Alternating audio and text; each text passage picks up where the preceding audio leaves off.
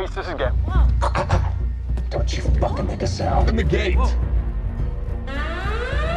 Down!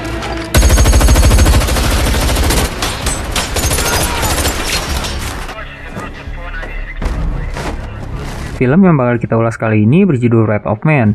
Film bergenre action trailer ini disutradarai oleh Guy Ritchie dan dibintangi oleh Jason Statham sebagai aktor utamanya. Berkisah tentang seorang penjaga baru yang bekerja di sebuah perusahaan truk pengangkut uang. Tak hanya misterius, ia juga terampil dalam menggunakan senjata. Dan tujuannya bergabung dengan perusahaan tersebut yaitu untuk mencari pelaku pembunuhan putranya. Oke, tanpa panjang lebar lagi, kita langsung ke ulasan cerita.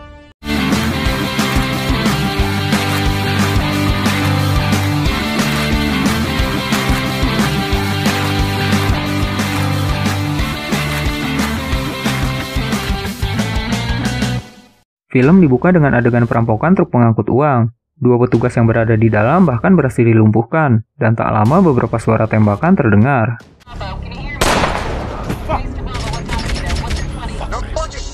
Scene kemudian berpindah di mana seorang pria bernama Patrick Hill sedang melakukan interview di sebuah perusahaan truk pengangkut uang yang bernama Vertigo. Seorang instruktur bernama Bullet kemudian mulai menguji kemampuan fisik, menembak, dan mengendarai truk pengangkut.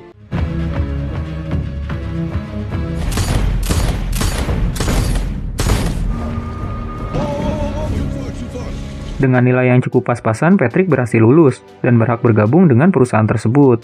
Bullet kemudian memperkenalkan Patrick pada anggota lainnya. Tiap petugas juga dibekali senjata sebelum menjalankan tugasnya. Pada tugas pertamanya, Patrick berpasangan dengan Bullet dan Dave. Mereka bertugas mengambil uang dari salah satu bank yang berjumlah $2 juta. Dan tugas tersebut berhasil mereka selesaikan tanpa hambatan apapun.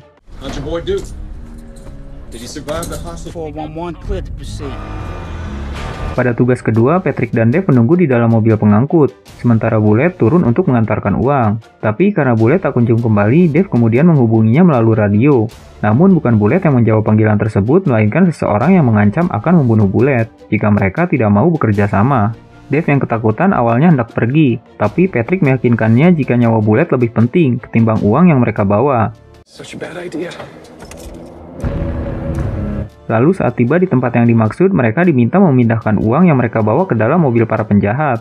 Patrick sengaja melempar salah satu tas berisi uang ke atas aspal, dan saat salah satu penjahat keluar, Patrick kemudian memulai aksinya. Shut the fuck up.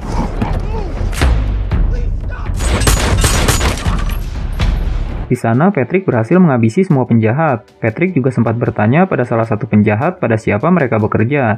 Tapi karena si penjahat tidak mau menjawab, ia kemudian menembak pria tersebut sampai tewas.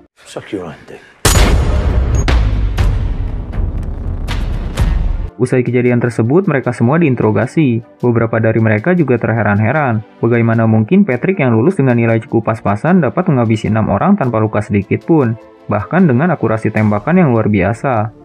Namun Patrick beralasan jika itu bagian dari nalurinya untuk bertahan hidup. Patrick juga diminta melihat rekaman CCTV yang memperlihatkan aksi perampokan yang terjadi sebelumnya. Namun Patrick yakin jika perampok yang coba merampok mereka berasal dari kelompok yang berbeda. Usai menginterogasi Patrick, dua orang yang menginterogasinya terlihat menghubungi atasan mereka. Mereka yakin jika ia adalah orang yang telah menjadi buronan mereka selama 25 tahun terakhir. Tapi atasan mereka meminta untuk tidak melakukan apapun, selain memantau gerak-geriknya. Yes, it was him. Lagarde doing a good job. Do we understand each other? Loud and clear. Scene kembali berpindah di mana seorang wanita datang menghampiri Patrick di rumahnya. Ia membawakan Patrick sebuah berkas yang berisi data-data pribadi seluruh pegawai Vertigo, tempat di mana Patrick bekerja. Saat kembali bekerja, semua orang terlihat kagum dengan kinerja dan kemampuan Patrick dalam menjalankan tugasnya. 3 bulan kemudian, truk yang dijaga Patrick dan Bullet kembali menjadi sasaran perampokan. Namun saat para perampok melihat wajah Patrick dengan jelas, mereka semua langsung melarikan diri. Bullet bahkan menggambarkan jika para perampok sangat ketakutan, seolah-olah melihat roh jahat di hadapan mereka.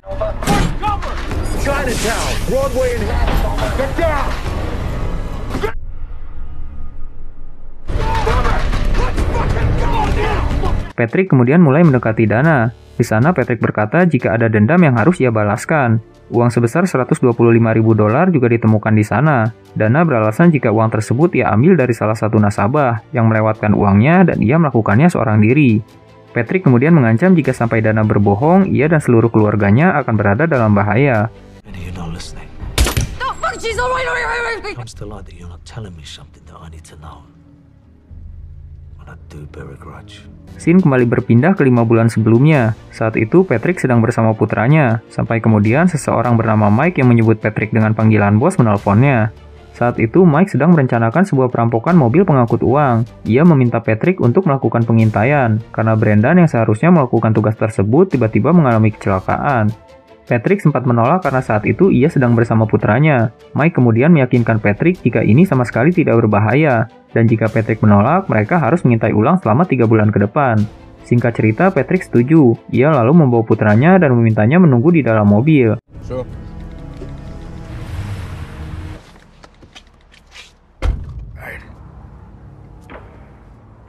Adegan perampokan di awal film ternyata berhubungan dengan Patrick. Saat itu 2 orang petugas Vertigo tewas ditembak para perampok. Begitu juga dengan putranya Patrick yang tidak sengaja berada di sana. Patrick yang coba menyelamatkan putranya bahkan menjadi salah satu korban penembakan.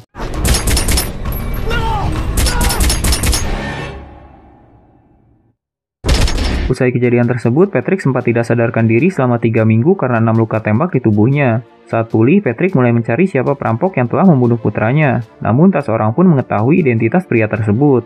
Patrick dan komplotannya kemudian menginterogasi, menculik, dan bahkan membunuh beberapa penjahat yang mungkin terlibat. Namun semua usaha Patrick terlihat sia-sia, karena tak ada satupun dari mereka yang mengenal komplotan perampok tersebut. Gash Brothers. It isn't them. Mike merasa cara ini tidak akan berhasil. Ia justru khawatir semua ini malah akan mengganggu bisnis mereka. Ditambah para penjahat justru akan memusuhi mereka jika terus seperti ini. Patrick kemudian memutuskan untuk melakukannya seorang diri dan dengan cara yang berbeda. Ia mulai mempersiapkan segala sesuatunya mulai dari tanda pengenal palsu, paspor, dan referensi pekerjaan agar ia dapat menyelinap ke dalam Vertigo. Karena ia yakin salah satu dari perampok yang membunuh putranya bekerja di dalam perusahaan tersebut sebagai informan mereka. Scene kembali berpindah di mana beberapa orang pria yang merupakan veteran perang Afghanistan terlihat jenuh dengan kehidupan mereka. Mereka berharap dapat kembali ke kesatuan dan bertempur ketimbang duduk dan diam. Mereka juga bahkan hampir tidak dapat memenuhi kebutuhan hidup mereka dan merasa diabaikan oleh pemerintah. Sampai kemudian mereka menjalankan sebuah misi perampokan. Selain karena desakan ekonomi, mereka melakukan hal tersebut hanya untuk mengusir kebosanan.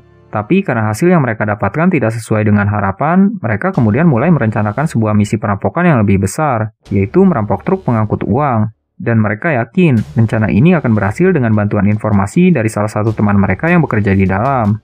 Misi perampokan mulai dijalankan, dan kali ini hasil yang mereka dapat lebih dari harapan mereka, dan terungkap pula informan yang membantu mereka saat itu adalah Dave.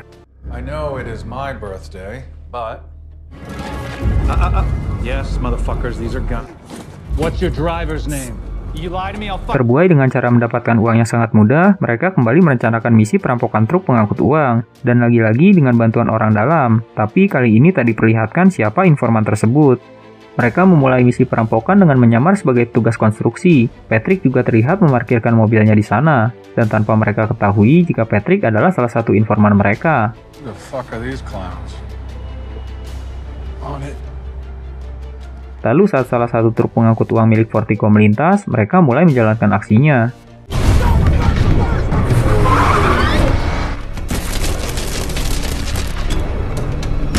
Salah satu penjaga saat itu coba melakukan perlawanan, yang kemudian memaksa Jan yang merupakan salah satu penjahat untuk menembak kedua penjaga tersebut.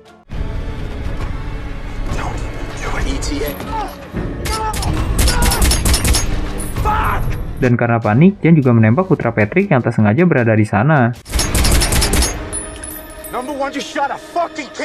Melihat hal tersebut, Patrick bergegas berlari menghampiri putranya. Tapi lagi-lagi Jan melepaskan tembakan dengan brutal ke arah Patrick. Dan dari sinilah terungkap, jika orang yang Patrick cari adalah Jan, orang yang telah membunuh putranya.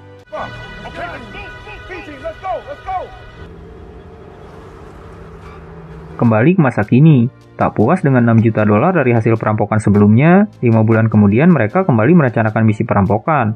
Namun kali ini dengan jumlah uang yang lebih besar, yaitu 150 juta dolar. Dan target mereka adalah depo penyimpanan milik perusahaan Vertigo, tempat di mana Patrick bekerja. We're not hitting a cash truck. We're hitting them all. North of 150 million. Di depo, semua orang terlihat sibuk mempersiapkan hari yang mereka sebut sebagai Black Friday, di mana uang yang harus mereka amankan lebih banyak dari hari-hari biasanya, dan diperkirakan akan mencapai 180 juta dolar. This is Black Friday. We got close to 180 million coming in here today.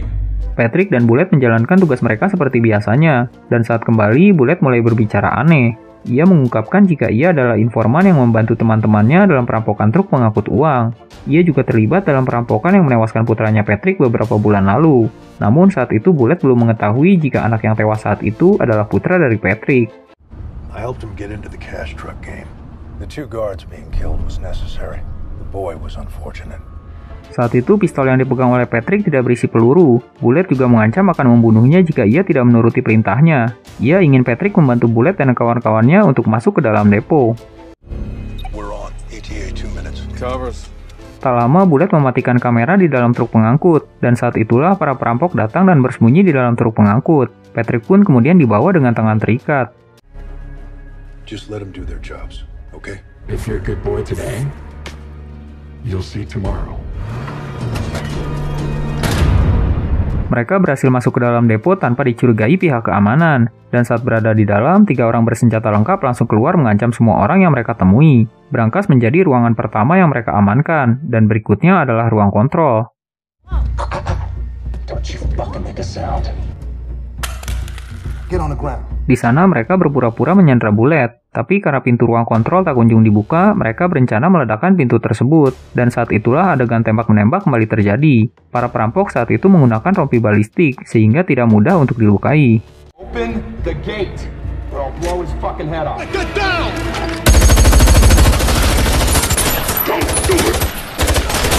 Usai ruang kontrol berhasil mereka kuasai, salah satu dari mereka membuka pintu gerbang dan membiarkan beberapa anggota mereka yang menunggu di luar untuk masuk. Alarm keamanan saat itu berhasil dinyalakan. Tim SWAT juga sedang bergegas menuju depo untuk menangani situasi tersebut. We can punch through the black and whites with an 18-ton. Tapi salah satu petugas kembali terlihat melepaskan tembakan, dan saat itulah Patrick berhasil melumpuhkan salah satu perampok. Ia kemudian menyamar menggunakan rompi anti peluru milik si perampok, dan berkat hal tersebutlah satu kawanan perampok lagi berhasil ia habisi tanpa perlawanan. Saat salah satu penjahat coba melukai Dave, Patrick tiba-tiba muncul dan menyelamatkannya.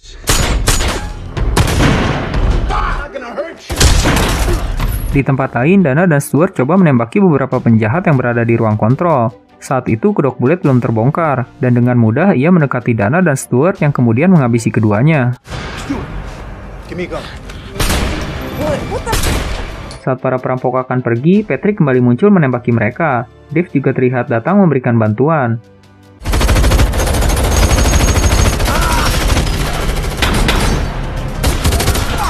Namun tanpa Patrick sadari, saat itu Bullet sudah berdiri di belakang dan melepaskan tembakan tepat ke arahnya. Dave yang juga tidak mengetahui jika Bullet adalah pengkhianat keluar dari tempat persembunyiannya, dan saat itulah ia dihujani tembakan oleh Bullet. 3 orang termasuk Jan dan Bullet yang mengendarai truk pengangkut uang berhasil menerobos barikade polisi yang sudah berjaga di luar. Lalu saat dilakukan pengejaran, mereka berhasil menghindar dengan memasuki sebuah gedung.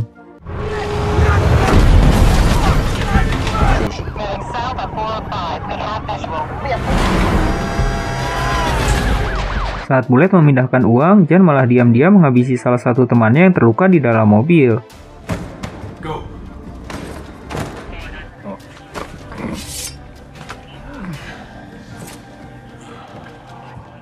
Kini tersisa Jan dan Bullet. Mereka coba memindahkan uang hasil rampokan melalui sebuah terowongan.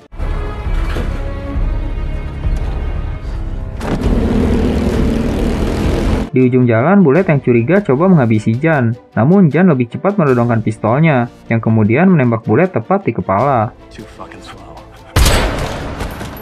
Jan kemudian bergegas membawa seluruh uang hasil rampokannya seorang diri. Saat tiba di rumah, ia mendengar suara telepon berdering, yang ternyata berasal dari salah satu tas berisi uang hasil rampokan. Tanpa ia sadari, Patrick sudah berada di dalam ruangan tersebut. Jan sempat menawarkan uang, namun tawaran tersebut ditolak oleh Patrick. Patrick kemudian meminta Jan untuk membaca hasil otopsi milik putranya. Di sana tertulis peluru 1 dan 2 masuk ke paru-paru menyebabkan kolaps. Peluru B1 menembus hati. dan peluru B2 memecahkan limpa. Peluru C1 dan C2 mengoyak jantung, penyebab kematian kehabisan darah dan trauma. Dan saat melihat foto yang tertempel di sana, Jan sadar jika itu hasil otopsi dari seorang anak yang ia tembak saat perampokan beberapa bulan lalu.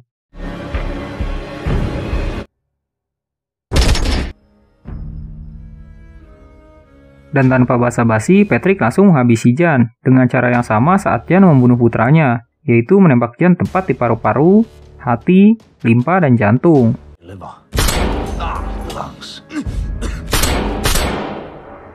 Dan film pun becek.